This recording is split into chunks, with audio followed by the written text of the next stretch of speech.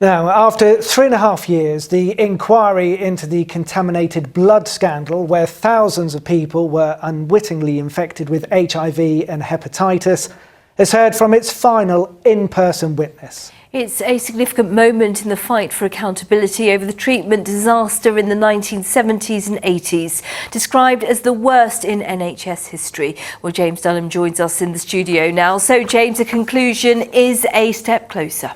Today certainly is a key milestone. Since 2019, 2,500 witnesses, health officials, former and current politicians, as well as directly affected individuals have given at times what has been distressing and painful evidence about the impact this scandal has had. Among them pupils at Trelaws College in Alton in Hampshire, who were among 100 children at the school to be infected during routine haemophilia treatment back in the 70s and 80s. Now, the final person to take to the stand today is a familiar person to many of us, Professor Sir Jonathan Van-Tam. He, of course, delivered COVID briefings during the pandemic, and he was giving evidence from the perspective of being an expert in infectious disease and a former Deputy Chief Medical Officer. He answered questions on the role of public health bodies in protecting the public when certain situations develop, like the pandemic, like the infected blood scandal. And after 2 hours of testimony, he then gave this poignant message directed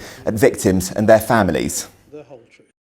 The inquiry can't give you back anything that you've lost. I hope that in just some small way the inquiry will